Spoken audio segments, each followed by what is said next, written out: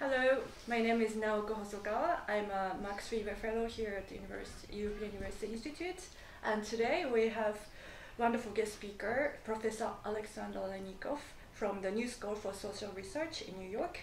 And later today he's going to give a lecture for our program, Max Weber program. And prior to that, I'd like to ask Professor a few questions about his research experience and some advice for the scholars at the European University Institute. Hello, Professor Aleinikoff. Hello. Thank you very much for coming today. My pleasure. So let me start with the first question. So you are expert in the field of migration and refugees. And in your opinion, what are the fundamental causes for the so-called migration and refugee crisis? Are there legal restrictions for the European Union to tackle these issues? Yeah, first I think disagree with the word crisis. Mm-hmm. I think there may be a political crisis in some countries caused by the movement of refugees primarily to Europe, but also people moving for other reasons. But I think these are manageable numbers if they were handled in an appropriate way. Mm-hmm. So the example that's often used is there were 1 million refugees who came to Europe, which seems like a large number.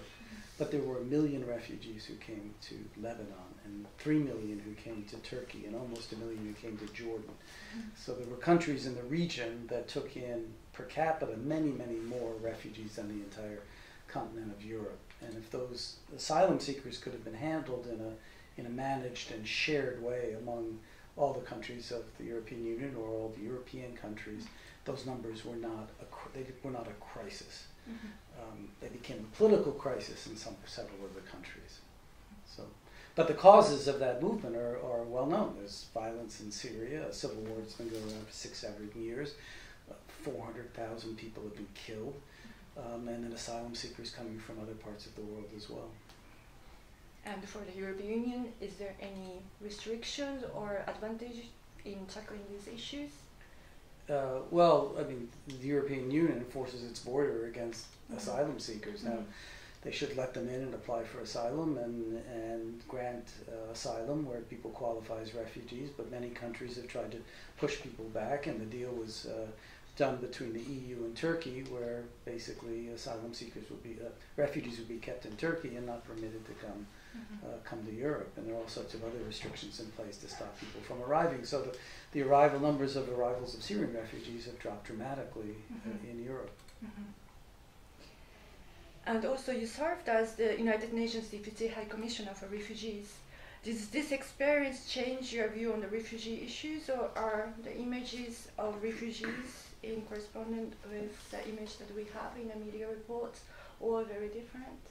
Yeah, no, I think the media reports paint a very different picture of what the real problem in the refugee situation is. Again, the flow of refugees from Syria and from elsewhere became a crisis in Europe when people saw boats coming across the Mediterranean or going down in the Mediterranean or the Aegean, people drowning. Mm-hmm. The crisis began long before that. The crisis began when several million people were forced from their homes in Syria. But so long as they went to Turkey and Jordan and Lebanon, it was not viewed as a crisis in Europe because they weren't coming to Europe. For those refugees, it was a crisis. Mm-hmm. More than about half of the Syrian people have been displaced, either inside Syria or outside Syria. That is a serious crisis. I think working for UNHCR, it made me much more aware of something I should have known, having been someone who looked at refugee law for many years, was that the main problem is not the treatment of asylum seekers in developed states in the global north. It's the fact that most refugees, the vast majority of refugees, never move beyond their country of first asylum.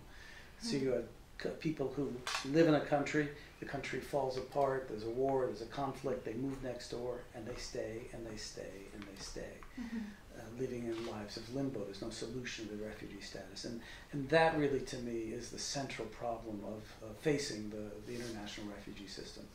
And until I got to UNHCR, I hadn't focused on that enough to understand that was the issue. Mm-hmm.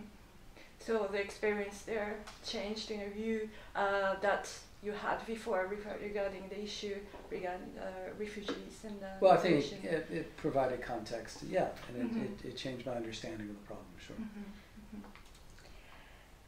And so regarding this experience and ideas, you're currently co-authoring a book which is going to be entitled The Arc of Protection, Reforming the International Refugee Regime. Is that right? So yeah, could you tell us a little bit about this book?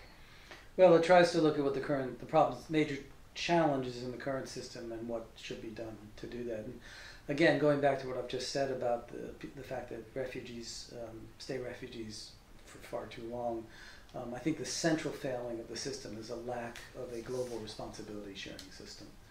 So when the Geneva the Convention on the Status of Refugees was written in 1951, and when UNHCR was created in 1950, there really isn't a strong international structure for sharing the burden of refugees around the world. That's never really been put in place, and that is what needs to happen. The global north needs to step up and do more in terms of accepting refugees, aiding hosting communities, really sharing that burden around the world. So the book focuses a fair amount on that. I think another big problem, well, two other things. As to refugees themselves, again, we describe it that they are sort of forced out and then locked in. What I mean by that is they're forced out of their country of origin, and then they get to a country of asylum and they don't leave. They can't go home because it's not safe. They're not resettled elsewhere. Those are very small numbers that are resettled, and they're not fully accepted into the country into which they're residing because the hosting country says that's really a job for the international community to take care of. So they're left in a situation I've called being in a situation of a second exile. The first exile being when they're kicked out of their homes, and the second exile when they're left in these lives of limbo in these hosting states. And so dramatic action has to be taken to change that, to give people a way to rebuild their lives. And that would involving development actors, not just humanitarian actors. It would be involved in giving refugees the rights to move to other countries, to take care of themselves and find a place where they can rebuild their lives. And I think ultimately it requires political action by refugees themselves, with refugee advocates to insist that the rights that they have under international law are actually met. Refugee rights are abridged in every country in the world. And is it happening? Is it going to be an easy project to give such power? No, it will not be an easy project at all, but it has to start, and people have to believe it's possible in order to get things moving. And has it started, this project, already in some parts? Well, I mean, the purpose of the book is not to launch a project. It's to describe a problem and to suggest some solutions. But I will say that there are, I think for the first time, there are now global congresses, global groupings now, meetings of refugees to talk about refugee interests and refugee rights, particularly as it plugs into the current debate on the Global Compact on Refugees, which the UN a year and a half ago asked UNHCR to draft a global compact on refugees to talk about how to better take care of refugees and how to fix the refugee system. Part of that, refugee groups from around the world now are beginning to get together to talk about what should be in that compact, and that's helped by a number of human rights groups and advocacy groups to bring people together. So that's the beginning of kind of a global refugee rights movement. But I would hope that would develop over time. And we look forward to reading this book then. Thank you. Yes, and finally, we are here as a researcher at the European University Institute. And in your opinion, as young scholars, how can we contribute to solving the problems related to migration and refugee issues? You mentioned a number of problems in different parts of the world, and also different movements happening at the moment. But do you have any advice for the scholars at the European University Institute? Well, I mean, there are several different ways. One is to do very good scholarship and make sure you're addressing the important questions and addressing it in the right terms.